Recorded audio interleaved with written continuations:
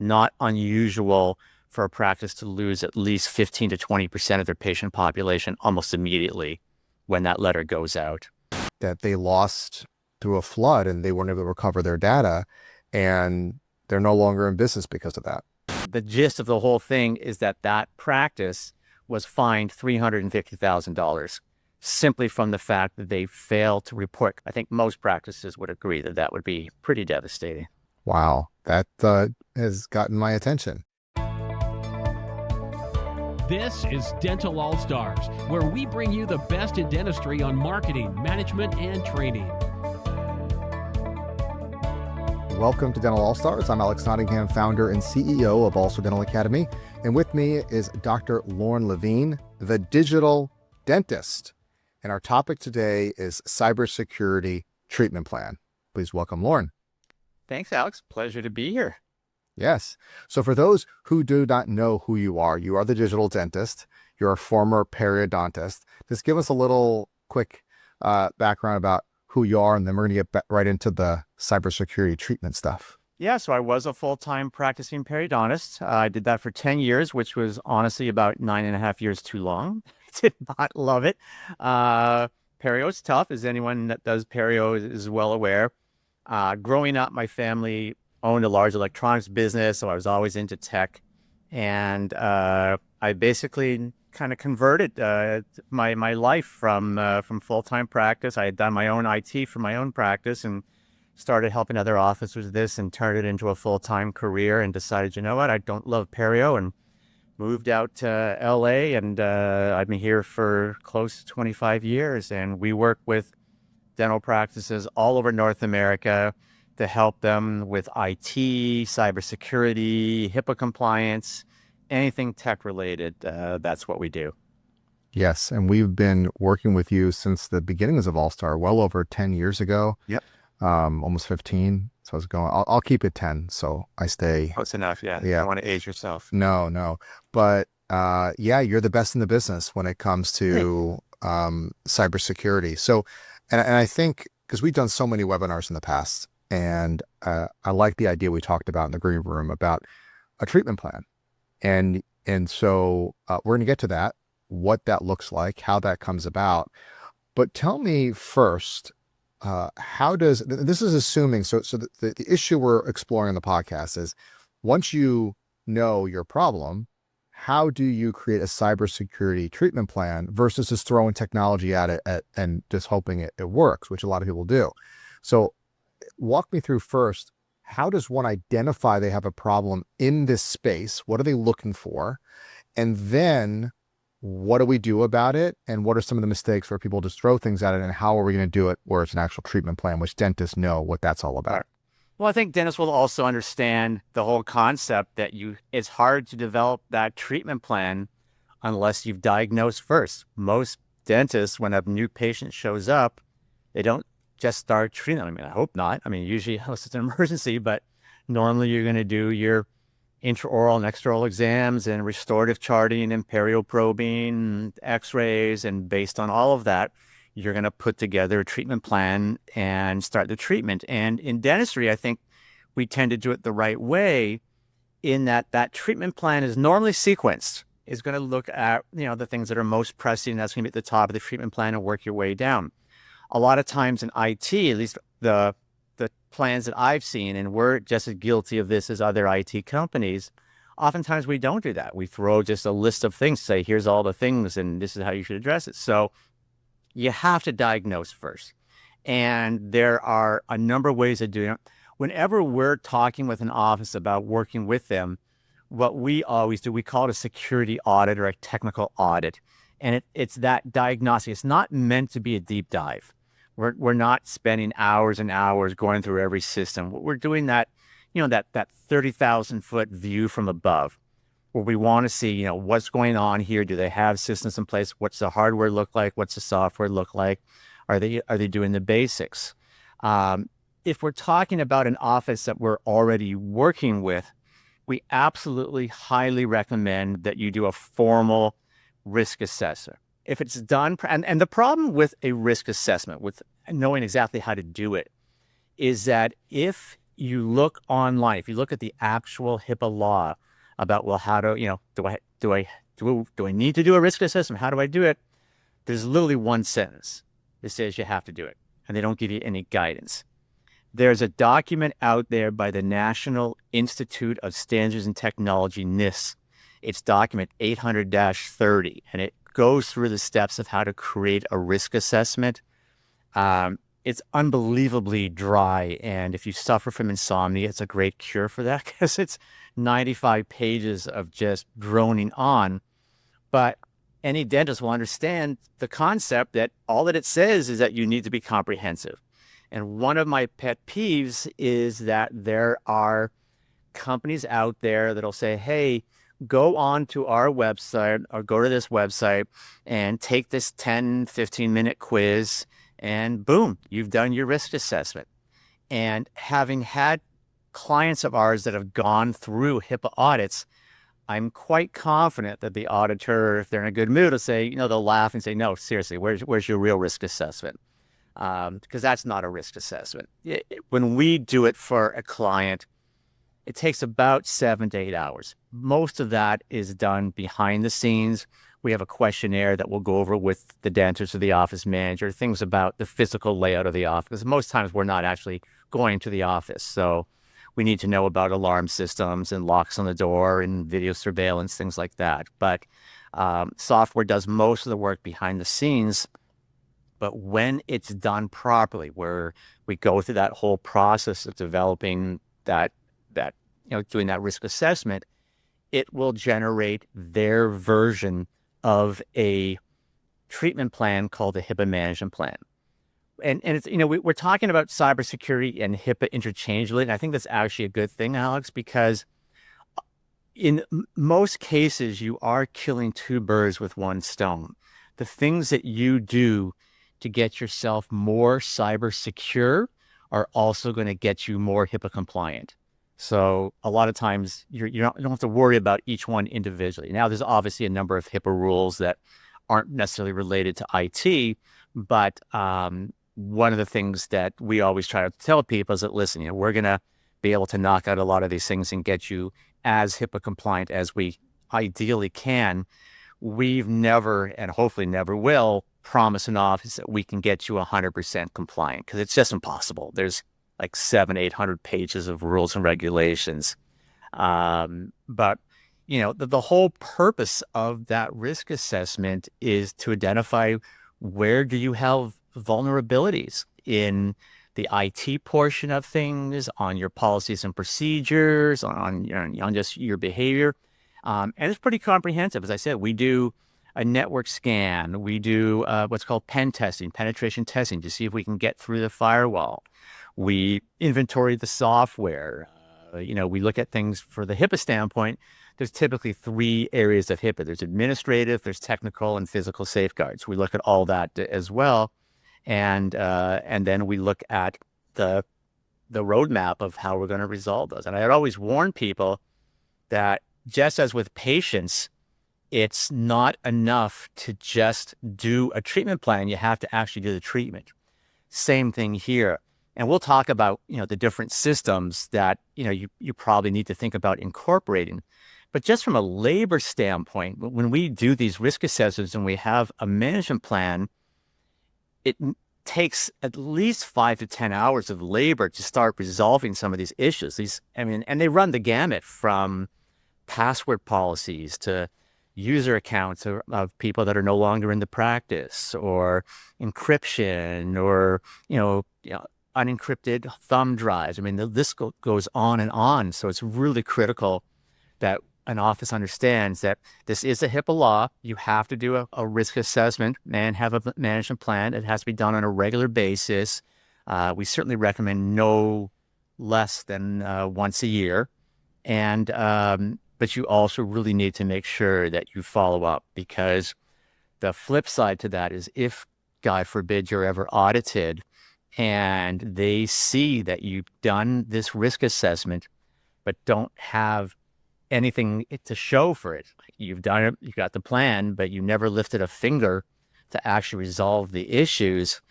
They call that willful neglect. And that's when you start to see some of these multi-$100,000, $1 million plus fines and settlements because of the fact that people never did anything about it. So just to clarify, you are required to do risk assessment as a dental office. It is a HIPAA law. Okay, Now, it's a HIPAA law. It's important to understand because people get a lot of confusion about HIPAA. There are two types of HIPAA rules and regulations. There are required, which is pretty self-explanatory. You got to do it. And there's addressable. And there's some confusion out there about what addressable means. The actual definition of addressable is that you must do it if it's reasonable and appropriate. If it is not reasonable and appropriate, come up with an alternative or document that there is no alternative. And unfortunately, there are some speakers out there that have basically said this is kind of your get out of jail free card. As long as you document that you don't think it's reasonable and appropriate, you're off the hook. The problem with that thought process is that whole concept of reasonable and appropriate. Who gets to decide that? Well, initially you do. It's your practice, you get to decide. The problem is that if you're ever audited, it's up to them. And I'll give you a perfect example. Encryption is a addressable HIPAA concern.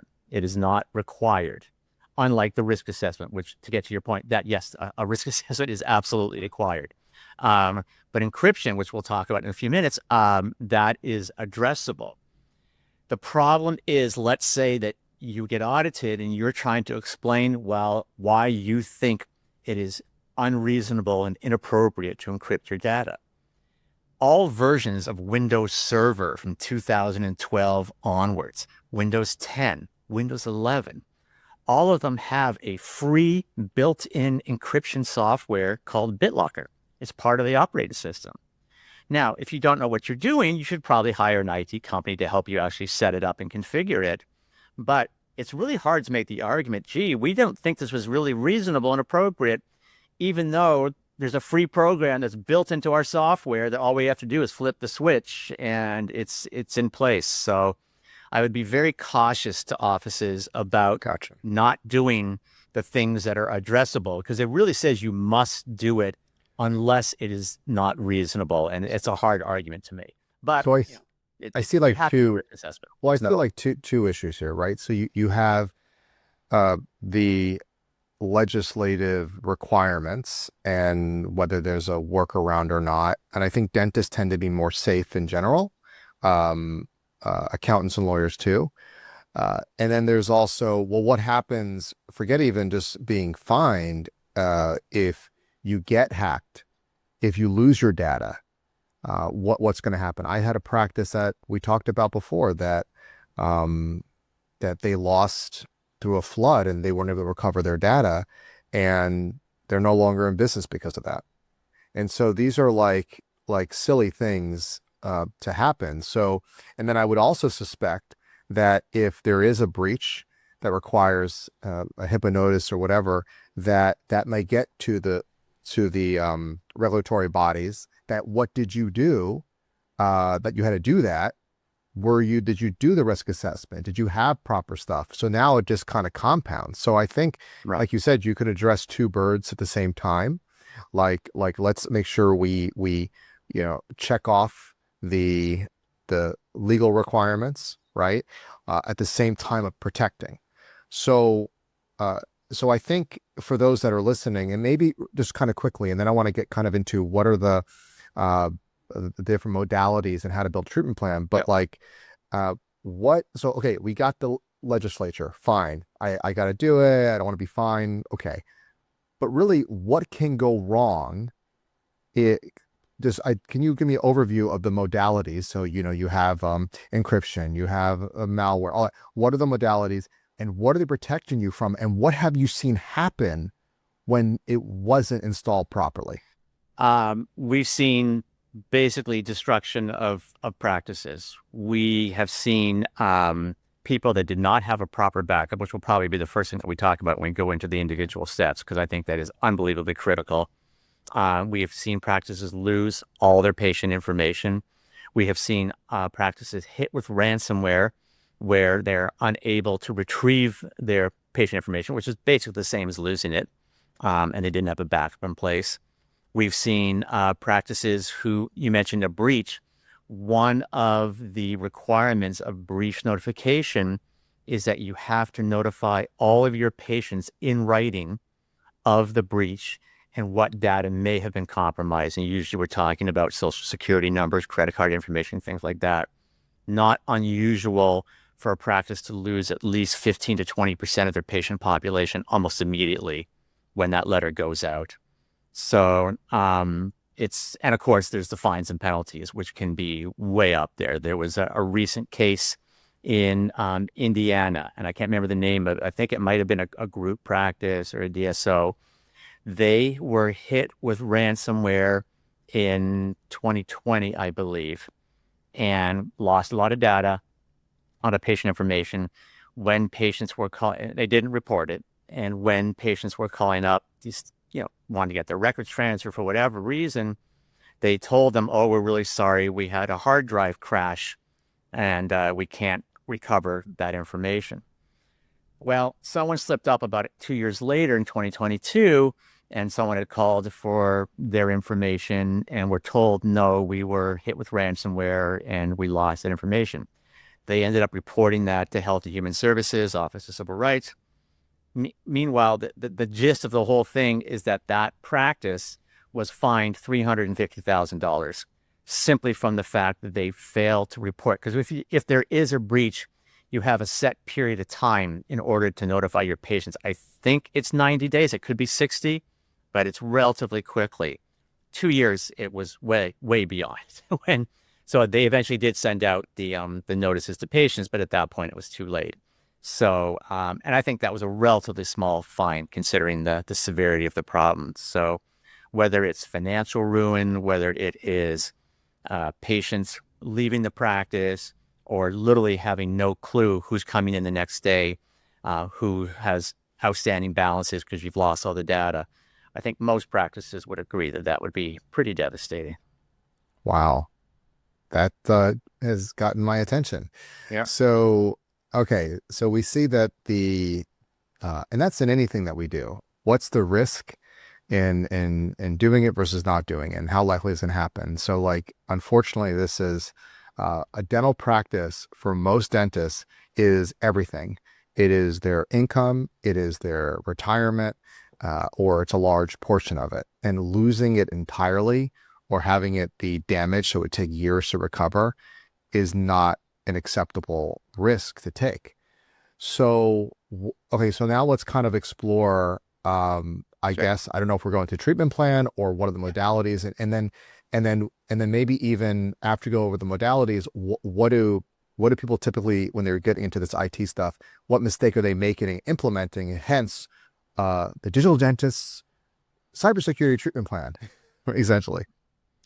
Well, I can answer the last question first, which is that, most dentists, most highly trained professionals out there have a fairly high IQ. And there is this belief, I think, among a lot of my peers that they can handle a lot of this on their own.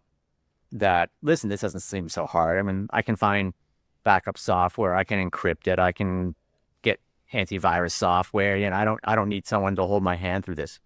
And where a good IT, and a lot of IT companies are what's called managed service providers or MSPs, which is what we are, where the whole approach to IT is to be proactive.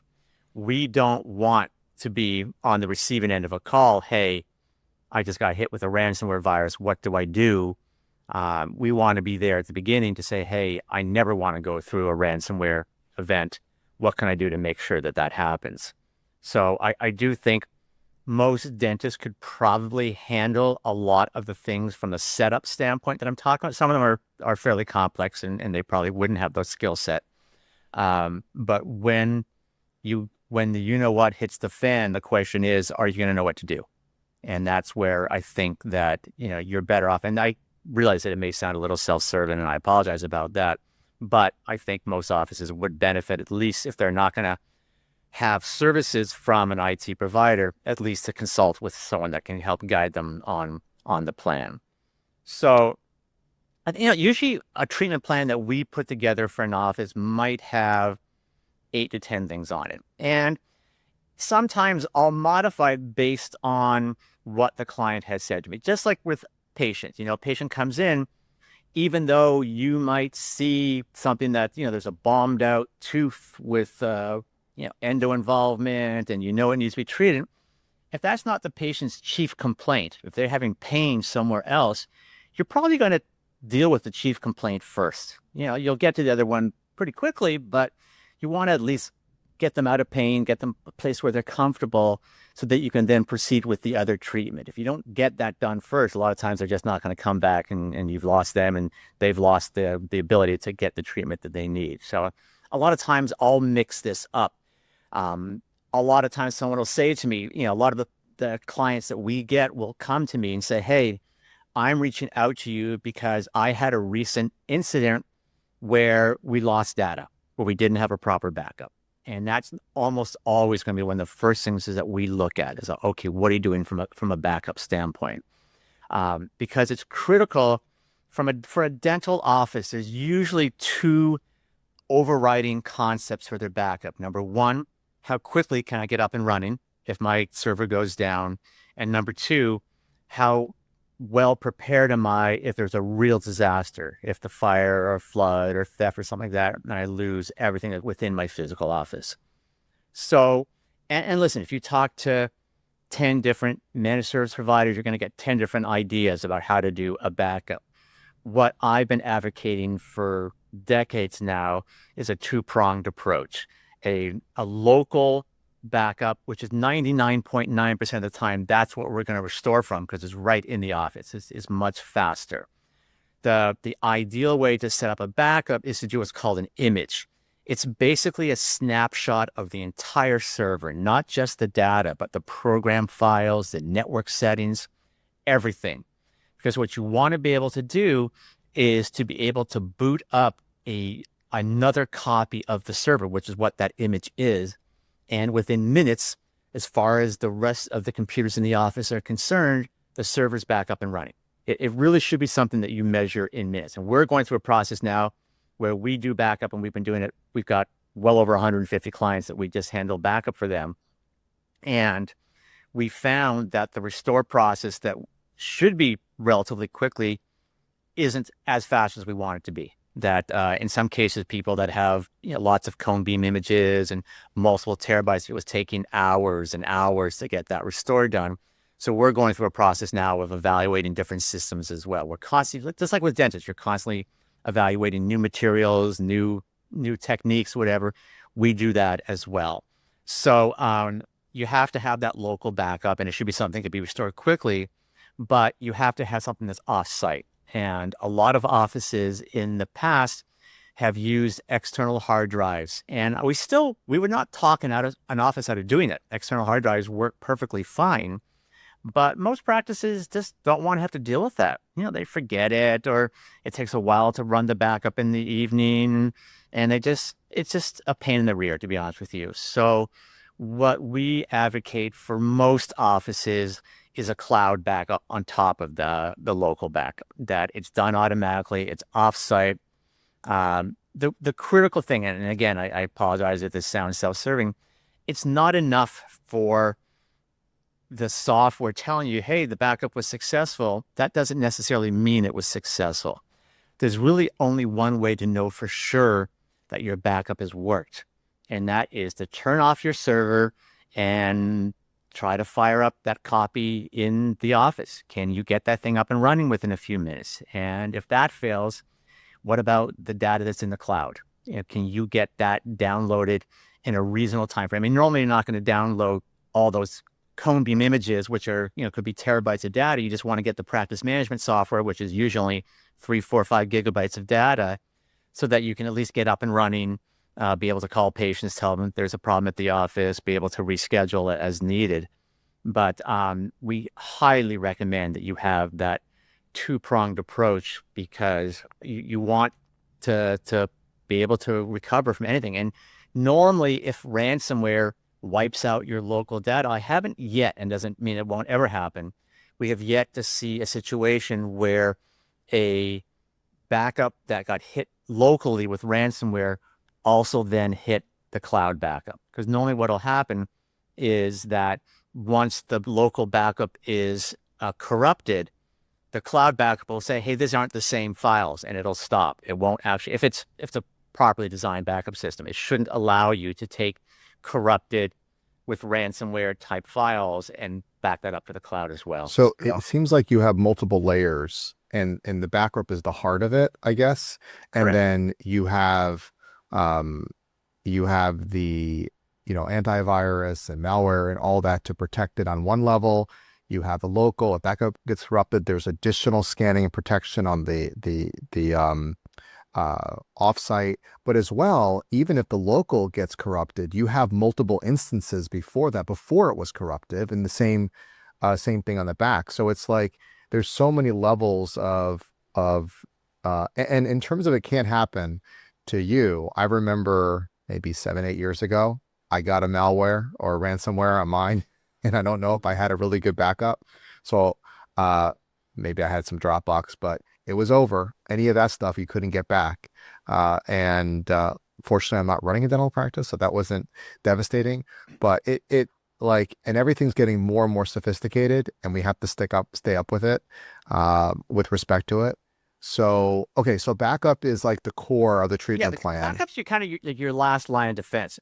You had mentioned the things that we think are critical, which is preventing ransomware. We talked about encryption. That's typically the second thing that we're going to recommend to an off-den because it's so easy for us to implement it.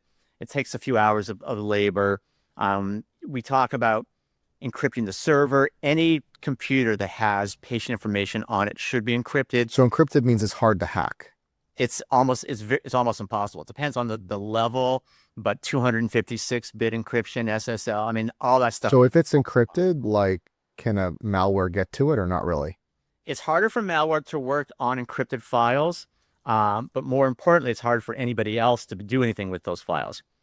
If, for example, there was a case here in California a number of years ago where somebody had a server that was stolen, and they had to declare a breach because they couldn't establish the fact that there was any encryption on the server. There wasn't. If they had encrypted their server, they would be they'd be out of the woods. That is literally, you do not have to declare a breach in that situation if you have evidence that you have encryption in place. Even if the server failed, it was protected because of... Like, let's say somebody steals the server, they go to plug it in. They go because they want to extract data from it. There is, if it's encrypted with BitLocker, there is a key. It's I think it's 40 digits, 48 digits, something like that they would have to manually enter in that key in order to be able to access the drives. Now, the way that we do it, we make it a little easier for offices because that is a pain in the butt every time they reboot the server to have to re-enter the key, is you can also put that key on a thumb drive. What you don't want to do is leave that thumb drive in the server because it completely defeats the purpose. You want to hide it somewhere, take it home or whatever. But if someone did not have that key, that 40-digit key, and then letters and numbers, then they would not be able to access the hard drive. So that's really what it's doing. It's getting you out of that requirement in the breach notification that you would have to actually declare that breach.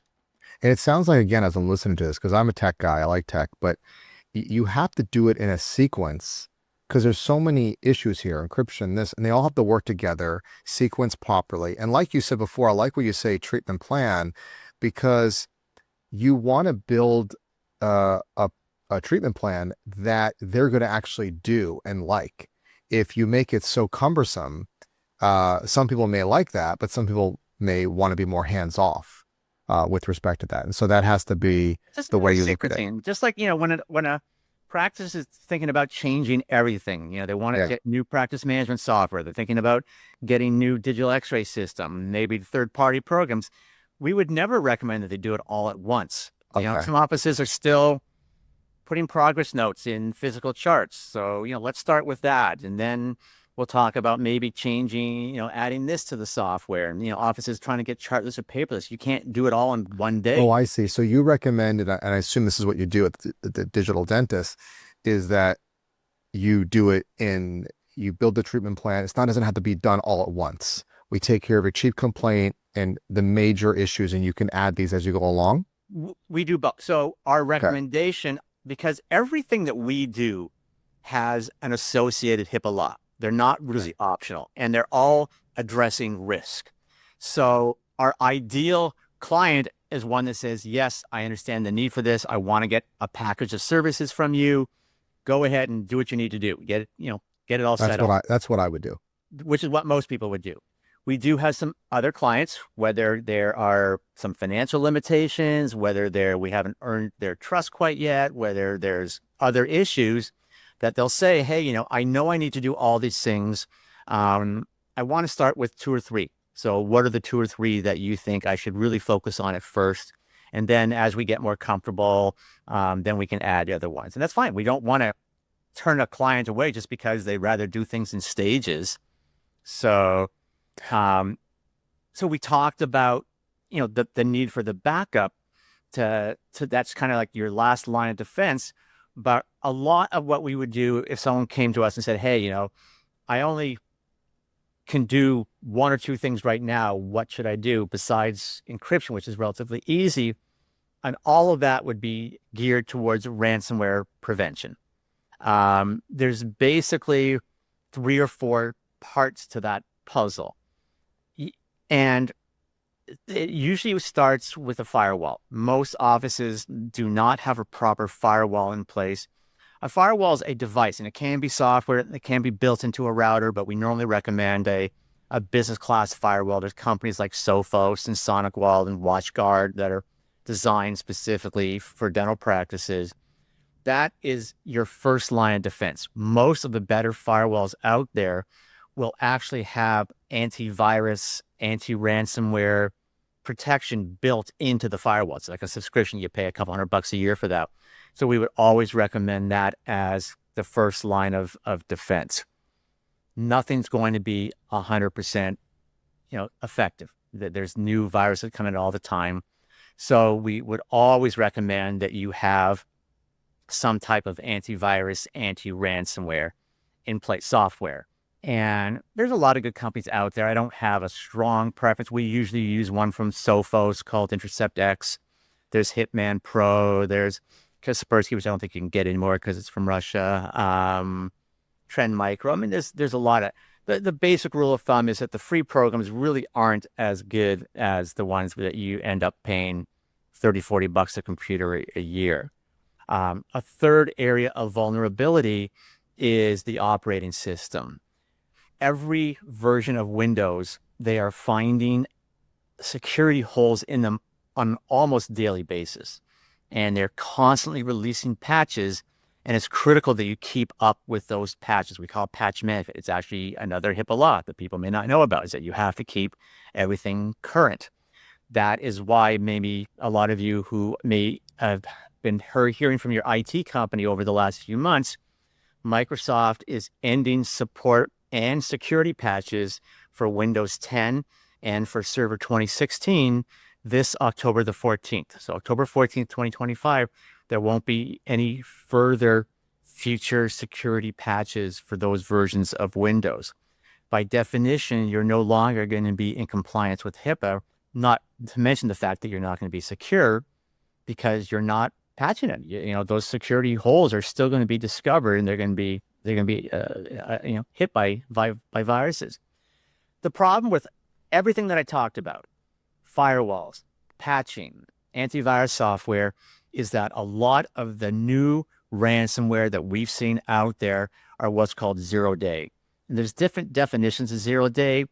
The easiest way to understand zero-day is that it's so new that your antivirus, your software in the firewall doesn't know that it's a virus. It doesn't know what to do with it, and it can get through.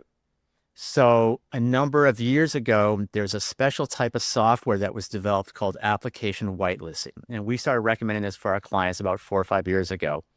And this is like a real game changer. And I would say if someone has an extremely limited budget, but they're only going to do one thing, it would be to get this type of software, the application whitelisting. The way that works is that we create a database on your network of all the good programs. And we compare that. We have about 350 active clients. We have this massive global database of all the good programs that are out there.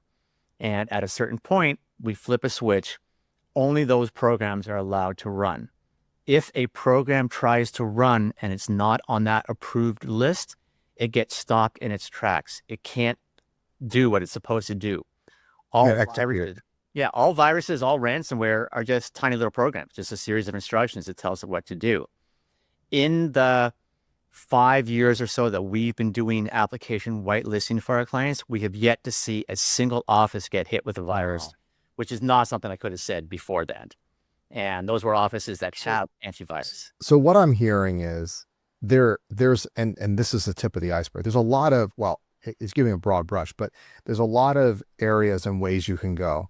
And I think that is why part of the purpose of talking about this is it's best to get an assessment or an evaluation. And I know you guys do it. And I think because if maybe you give a code where you get a discount, I think you do for us at All-Star, or free assessment. It's free for us. It's free for anyone that's listening to this. Okay. We only charge for it, but we'll do it free for any of your listeners. Just mention All-Star. You go to thediginaldentist.com, say, hey, I listened to the podcast. I heard from All-Star and I want to know like an evaluation. Where am I? What can we do?